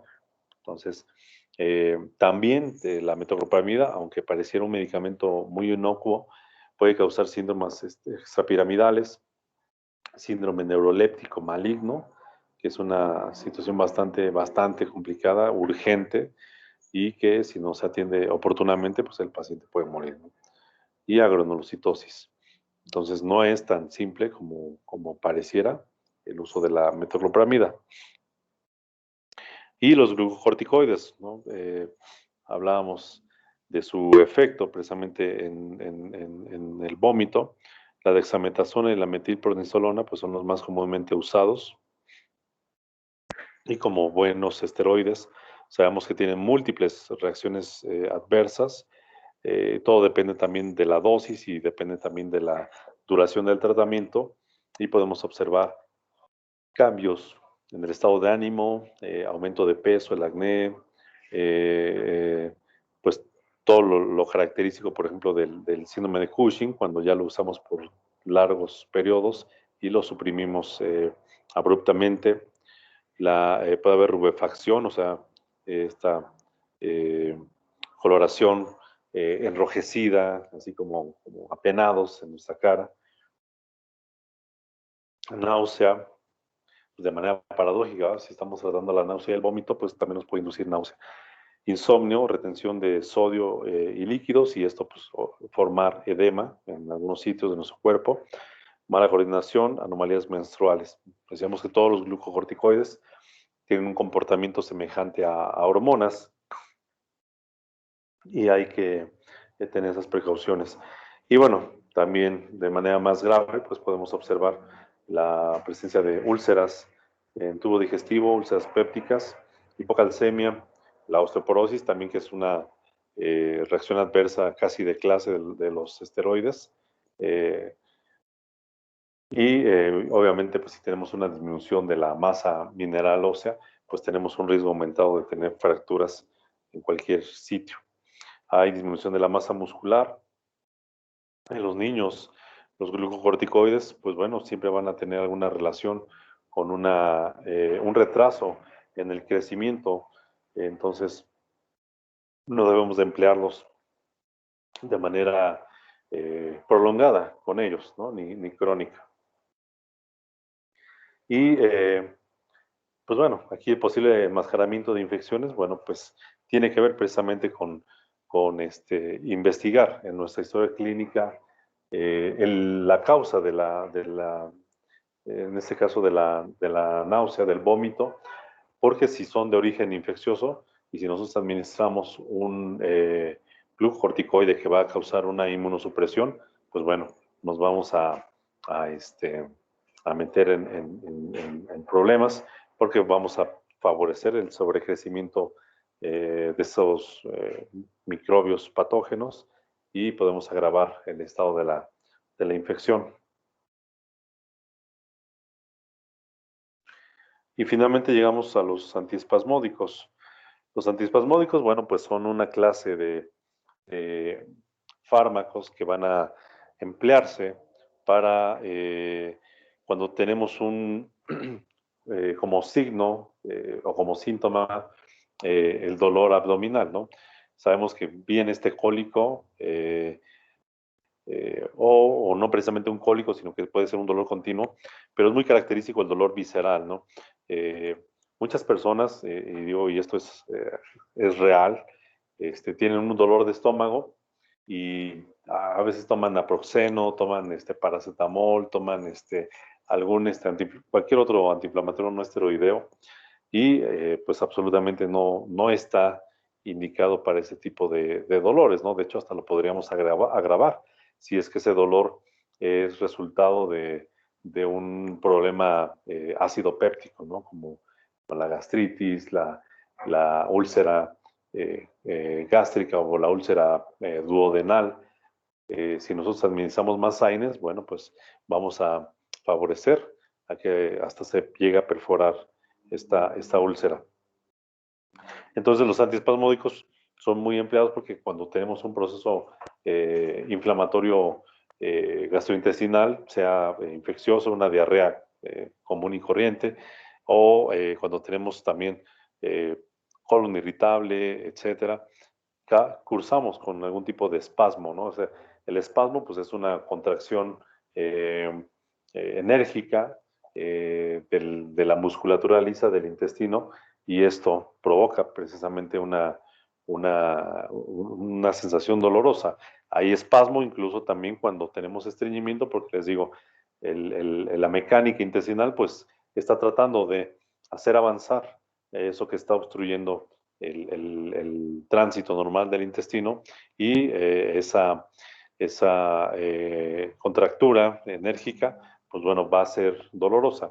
Tenemos espasmo o tenemos dolor cuando tenemos distensión abdominal, cuando tenemos meteorismo, o sea, muchos gases intestinales, esa dilatación de las asas intestinales va a causar dolor, porque pues no son, aunque tengan músculo, aunque tengan eh, pues tejido, mucosa, tejido conectivo entre sus capas, no quiere decir que se pueden inflar como globos, ¿no? Entonces tienen una restricción, y cuando llegan a esta restricción es cuando sentimos ese dolor. Y entre los antiespasmódicos, bueno, pues tenemos algunos como la diciclomina, el glicopirrolato, la iosiamina y la metescopolamina, ¿no? Bueno, esto es la iosiamina, es lo que nosotros conocemos como la butiliosina, ¿no? Lo que a veces se puede administrar por separado, ya sea en forma de tableta, en forma parenteral, inyectado para uso intravenoso, o puede estar en combinación con algún otro medicamento, por ejemplo en tabletas, lo encontramos comúnmente combinado con paracetamol, con metamizol, y es la famosa butiliosina compuesta. También lo podemos encontrar combinado con clonixinato de lisina. El clonixinato de lisina, pues veamos que es un analgésico, pero también tiene algunas propiedades antiespasmódicas, entonces es una muy buena combinación cuando tenemos un dolor abdominal eh, de, pues de una intensidad moderada a mayor, ¿no? Eh, pues están indicados precisamente en dolor de tipo abdominal, y pues bueno, son anticolinérgicos estos que acabamos de mencionar. Otra vez, ¿no? Si tienen un efecto sobre la musculatura lisa, es porque están actuando sobre los receptores de la acetilcolina a ese nivel de la placa neuromuscular, pero aquí sobre el músculo liso. Entonces, como todo anticolinérgico, pues van a tener sus contraindicaciones, sus efectos adversos, y pueden provocarnos, bueno, o más bien están contraindicados cuando la persona tiene colitis, esofagitis por reflujo y obstrucción intestinal. La obstrucción intestinal, pues obviamente es una situación también que si no se resuelve a tiempo, puede causar a una perforación intestinal. Entonces hay que ver bien de qué se trata, y obviamente la obstrucción pues no puede ser siempre por impactación de heces, sino también puede ser por la presencia de una masa abdominal, o sea, por ejemplo, un cáncer, etcétera. Y entonces hay que hacer un estudio completo del paciente. Mareos, boca seca, náusea, visión borrosa, y otra vez todas estas reacciones adversas pues se nos hacen muy reconocibles de lo que hablamos hace un momento de los antihistamínicos, porque comparten estas propiedades anticolinérgicas. Entonces, otra vez, debemos de ser cuidadosos cuando lo administremos en pacientes adultos mayores, porque vamos a tener este efecto anticolinérgico más pronunciado en ellos y con reacciones adversas indeseables. Y bueno, como pueden ver ustedes, la terapia farmacológica en pacientes con enfermedades gastrointestinales, pues es muy amplia, ¿no? Eh, y obviamente no estamos hablando de enfermedades, no estamos hablando en ningún momento cuál es el tratamiento de la enfermedad por reflujo gastroesofágico, cuál es el tratamiento del colon irritable, cuál es el tratamiento de la, de la gastritis o de la úlcera gástrica específicamente, porque, pues bueno, nos llevaríamos mucho tiempo también estudiando cada una de ellas. Pero lo que importa es conocer cuáles son estos fármacos disponibles, ¿no? Cuáles son los que en algún momento dado podemos emplear para tratar uno u otro síntoma, ¿no? Porque les digo, el desconocimiento de estos efectos, de estas reacciones, pues nos hace elegir de manera inadecuada los agentes indicados y podemos agravar las condiciones de nuestro paciente, ¿no? Entonces, después de conocer todos estos grupos terapéuticos, sabemos ahora pues que aún entre ellos existen eh, diferencias en cuestión de su eficacia, de su potencia, por supuesto también de su margen de seguridad y obviamente siempre debemos de elegir los medicamentos que tengan un mejor perfil de seguridad, que sean más seguros tanto en adultos como en niños, como el caso del racejadotrilo, el Hidrasec, respecto, por ejemplo, a la veíamos que estaba incluido ahí como esos antidiarreicos de tipo opioide, que bueno, tienen muchas reacciones adversas, ¿no? Y que si no lo dosificamos adecuadamente, pues vamos a tener quizá una respuesta inesperada. El punto es que, por ejemplo, en el caso del racejadotrilo, no es un medicamento barato. Al menos hasta este momento creo que no hay un medicamento genérico que esté disponible. Y bueno, eso lo hace de repente un poco inaccesible, ¿no? A la gran mayoría de la población. Pero, digo, sin embargo, tiene un mejor margen de seguridad y es muy efectivo en tratar la diarrea. Entonces, si existe la posibilidad de que un paciente reciba ese tratamiento o que incluso lo reciba dentro de una institución, pues está mucho mejor, ¿no? Pero, les digo, muchos de estos medicamentos usados en sistema gastrointestinal se venden de manera libre y la gente los usa de manera cotidiana. Decíamos antisecretores como la ranitidina, el mismo omeprazol, eh, utilizan la butiliosina, la loperamida, son muy comunes. Los tenemos incluso hasta en casa, ¿no? Como parte de nuestro botiquín y debemos de reconocer, ahora ya vimos las reacciones adversas y tener todas las precauciones para no llegar a reacciones adversas innecesarias. Y pues bueno, de esta manera terminamos el tema de enfermedades gastroenterológicas. Ya próximamente solamente tenemos un par de temas más que tiene que ver todo con el manejo de soluciones intravenosas, la terapia intravenosa y que de hecho el próximo martes está programada la práctica número 3 que está relacionada con esos temas. Eh, yo había hecho la propuesta inicialmente de que al laboratorio, de que pues las prácticas las hiciéramos después de haber cubierto los temas para no llegar así tan en blanco, ¿no? Pero bueno, también ya es una planeación que hay dentro de Unitec y la tenemos que respetar. Entonces, lo que sí voy a hacer, y en eso me comprometo, es a enviarles algunos documentos de consulta rápida para que se familiaricen con las soluciones, con los goteos, con temas así muy generales, pero bastante útiles para la terapia intravenosa, para que el día de la práctica, pues con su manual ya tengan resueltas algunas de esas preguntas y también podamos tener un desarrollo más efectivo, ¿no? Más provechoso de la práctica. Y de cualquier manera, en la próxima sesión que tengamos disponible, daremos los temas en su totalidad.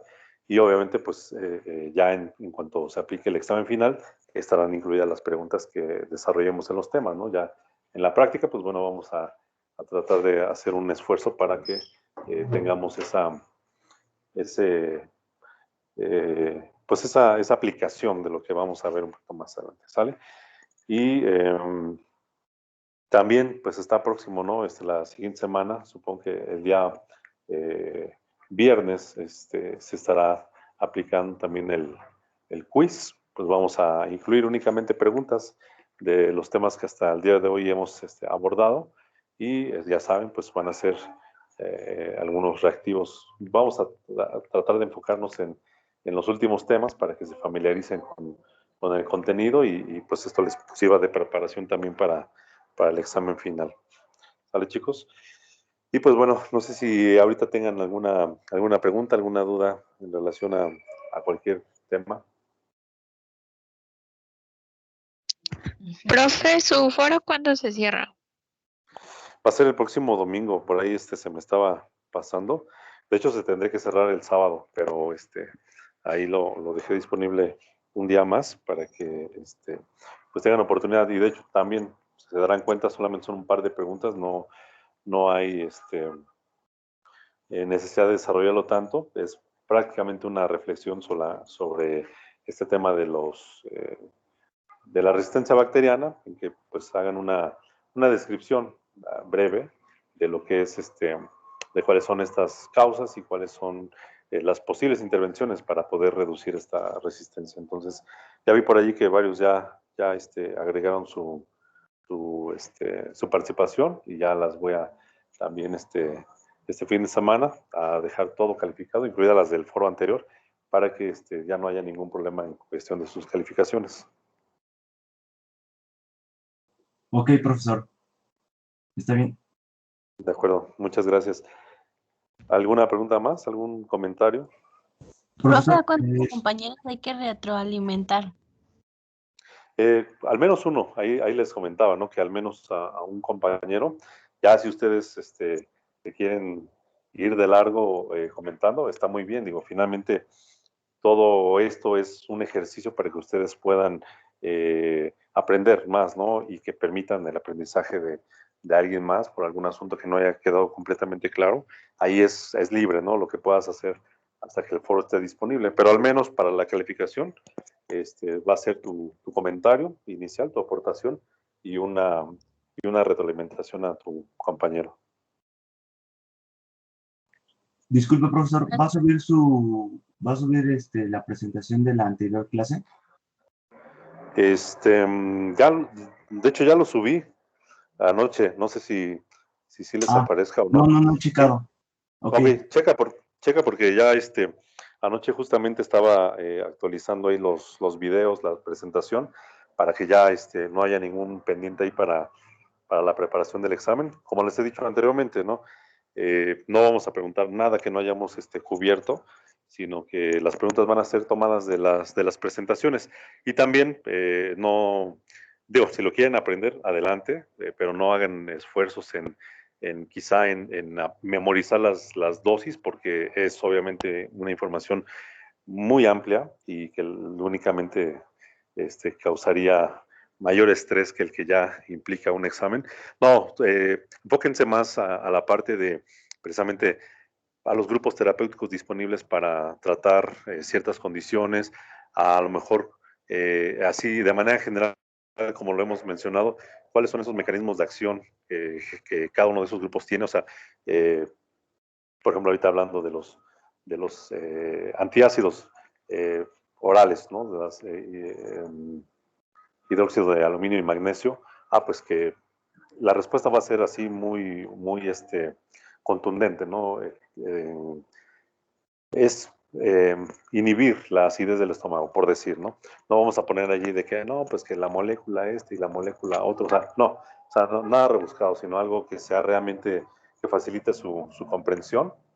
Y en cuestiones de la seguridad, pues hay temas que les digo, reacciones adversas que son de clase, como ahorita, si tenemos antiespasmódicos, saber que son anticolinérgicos y que podrían estar contraindicados en los adultos. Quizá la pregunta venga con esa opción, si se pueden utilizar o no con esa seguridad, o sea, eh, pero pues que ustedes puedan poner ahora sí que en operación ese aprendizaje, les digo, las dosis y eso, pues sobre la marcha. O sea, yo mismo, cada vez que tengo que prescribir, necesito remitirme a alguna libro de texto o manual aquí en mi teléfono para verificar las dosis, para no regarla, ¿no? Pero cuando ya tenemos el fundamento, así te digo, de los mecanismos, de las reacciones adversas, de efectos, indicaciones terapéuticas, bueno, ya es ganancia, ¿no? Y eso es lo que buscamos en este curso.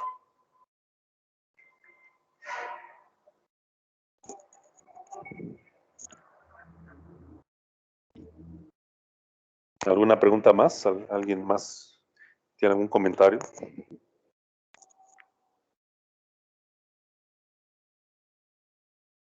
De mi parte, no, profesor. Muchas gracias. No, profe. ¿No? Bueno, chicos, pues entonces les agradezco mucho su asistencia y pues ya estamos casi en la última recta, ¿no? Entonces,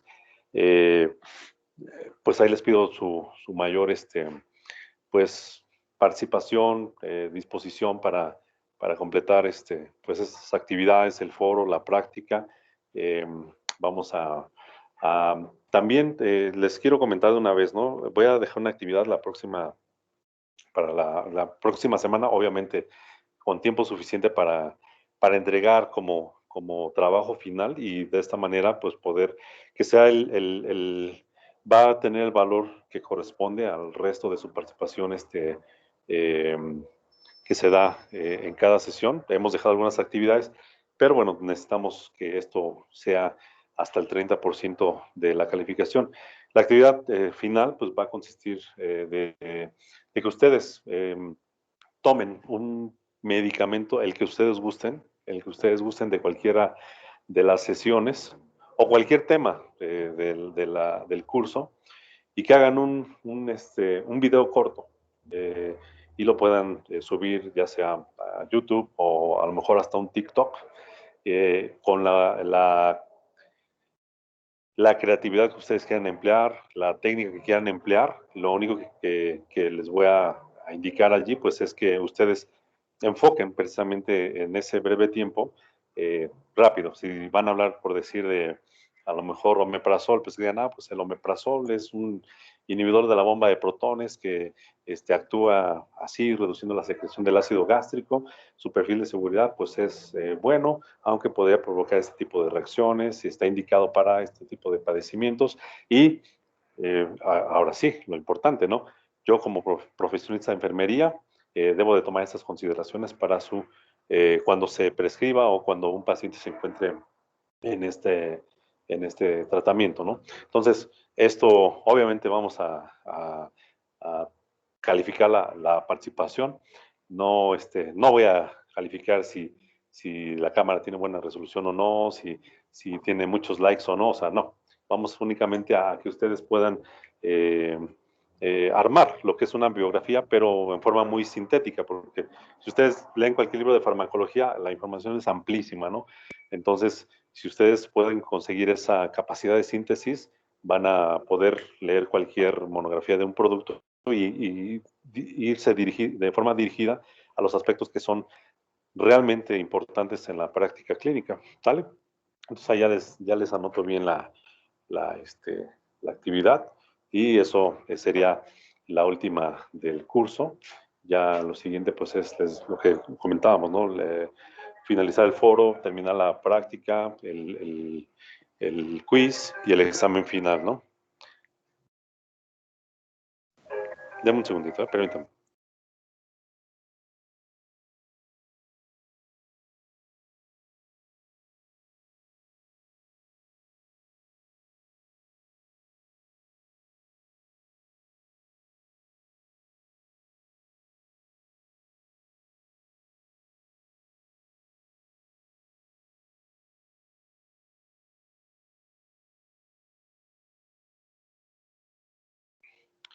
Ya, perdón, muchas gracias. Y disculpen, perdón estas últimas interrupciones, pero también estoy aquí un poco ocupado en un área de trabajo, pero bueno, igual siguen abiertas ahí las líneas en las que nos hemos mantenido comunicados. Si tienen alguna duda, alguna inquietud durante estos días, tengan toda la confianza de acercarse y yo con mucho gusto les responderé. Sí, alguien levantó por ahí su mano, no alcancé a ver el nombre.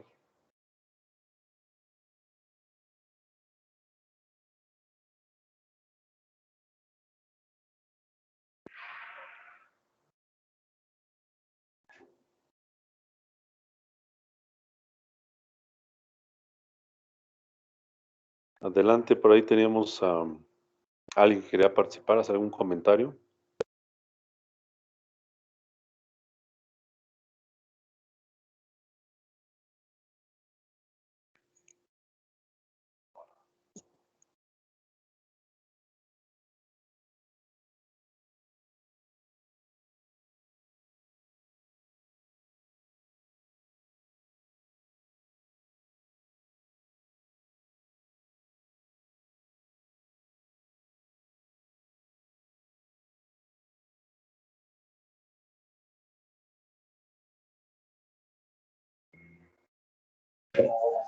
Profe, preguntó la compañera en el chat que cuánto debe de durar el video. El video, pues, digo que es un video corto, o sea, no más, no más de 5 minutos, quizá a lo mejor en 3 minutos, 4 minutos tengan suficiente para hacer ese relato, ¿no? O sea, la verdad es que, digo, no voy a poner así muchas restricciones, o sea, digo, ustedes hagan la demostración como a ustedes les parezca, simplemente les voy a decir, tienen que elegir alguno de estos temas, es en un video, no es necesario que presenten su rostro si no lo quieren hacer por motivos de privacidad, confidencialidad, pero si ponen un audio y a lo mejor muestran algunas notas, algún esquema o algún tipo de animación para los que son también muy duchos en la computación, adelante, ¿no? Se vale de todo, pueden tomar esquemas de libros, etcétera. Y de cualquier manera yo los voy a ir evaluando, o sea, revisando y poniendo su calificación, ¿sale?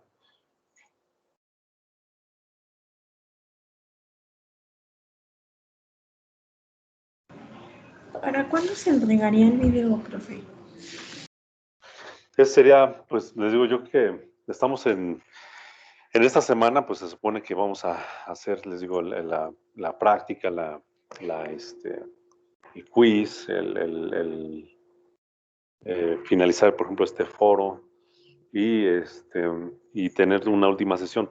Nos va a dar tiempo suficiente, digo, si ya lo hago disponible el fin de semana, lo pueden comenzar a elaborar en los siguientes días y lo voy a poner, obviamente, antes de la emisión de la calificación final. Es más, podemos hasta hacer el examen final y va a seguir abierta la entrega del video para que pues no se vean ahorita también